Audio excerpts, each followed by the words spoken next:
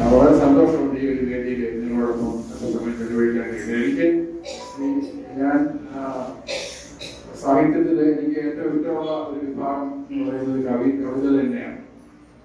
ഞാൻ വേറെ പല കഥാകാരന്മാരുടെയും കഥകളിലാണ് ഞാൻ അഭിനയിച്ചിട്ടുള്ളത് എങ്കിലും എനിക്ക് ഏറ്റവും ഇഷ്ടം കവിതകളോടാണ്. എനിക്ക് ഏറ്റവും പരിചയവും കവികളോടാണ്. ഈ ഞാൻ ജീവിച്ചിരിക്കുന്ന കാലഘട്ടത്തിലെ വലിയ കവികളുടെ കൂടെയൊക്കെ നടക്കാനുള്ള, അവരുടെ കൂടെ സഞ്ചരിക്കാനുള്ള ഒരു ഭാഗ്യം എനിക്കുണ്ടായിട്ടുണ്ട്. Doctor Ayyappapanicker, Kadammanitta Ramakrishnan, D Vinayan, D Balachandran, ഇങ്ങനെ ഇവരെല്ലാം എന്റെ സുഹൃത്തുക്കളാണ്. പള്ളിപ്പണിക്ക് സുഹൃത്ത് പറയാൻ ക്രിസ്ത്യാനിയാണ്. ബാക്കി എല്ലാവരും എന്റെ സുഹൃത്തുക്കളെ പോലെ തന്നെ. ഇന്ന് നിന്റെ ആ ഭൂമി എന്ന് പുനരീതിയുടെ ഡപ്പ് തുറക്കാറുണ്ട്. എനിക്കത് പറയാൻ പറ്റില്ല, കാരണം ഞാൻ കവിയല്ല. അപ്പൊ കവിയാണോ കവിത്വമുള്ള ഒരു മനസ്സ് നമുക്ക് വേണം.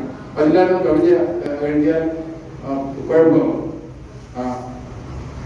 ഈ കവികള് പ്രണയത്തിനെ അല്ലെങ്കിൽ പ്രതിപാദ്യത്തിനെ പൊടിപ്പും തൊങ്ങലും വെച്ച് അലങ്കാരങ്ങളും വൃത്തങ്ങളും ഒക്കെ ഉപയോഗിച്ച് അതിനെ അലങ്കരിച്ചിട്ടാണ് നമ്മൾ മുമ്പിൽ അവതരിപ്പിക്കുന്നത്, അല്ലേ? വയലാറിന്റെ ഒരു കവിതയുണ്ട്. വയലാറിന്റെ അത് ശരിക്കും ആദ്യം കവിതയായിട്ടാണ് എഴുതി, പിന്നീട് സിനിമ പാട്ടായിട്ട് വന്നു. കയ്യിലൊരു ഇന്ദ്രധനുസുമായി കാറ്റത്ത് പെയ്യുവാൻ വന്ന തുലാവർഷ മേഘമേ, കമറ നക്ഷത്ര രജനിയിൽ ഇന്നലെ കണ്ടുപോ നിങ്ങളൻ അല്ല, കണ്ടുപോ നിങ്ങളൻ വിക്രമൻ ചേട്ടനെ എന്നാണ് കവിത. അത് പിന്നീട് സിനിമയിൽ വന്നപ്പോൾ രാജഹംസത്തിനുണ്ടായി. മേഘമേ വി കെ വിക്രം നായർ എന്ന് പറയുന്നത് വലിയ നടനായിരുന്നു. കേരള ഗവൺമെന്റ് സർവീസിലെ എഞ്ചിനീയർ ആയിരുന്നു. അദ്ദേഹത്തിന്റെ അനിയനാണ് പി കെ വേണുഗോപാൽ നായർ. അപ്പൊ പി കെ വിക്രം നായരും വയലാറും ആത്മസുഹൃത്തുക്കളായിരുന്നു. സ്വന്തം ചേട്ടനെ പോലെ വയലാർ കരുതിയിരുന്ന ഒരാളായിരുന്നു പി കെ വിക്രം നായർ.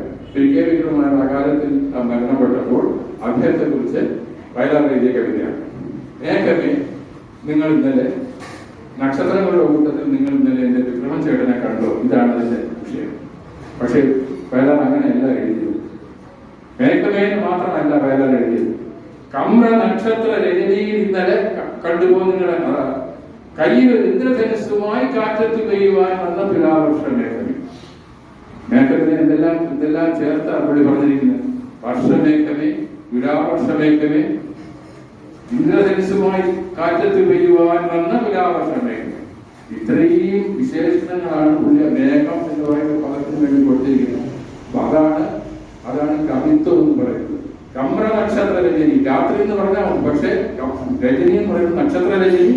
കമ്ര നക്ഷത്ര, മനോഹരങ്ങളായ നക്ഷത്രങ്ങളുള്ള രാത്രിയിൽ നിങ്ങൾ ഇന്നലെ എന്റെ വിക്രമൻ ചേട്ടനെ കണ്ടോ?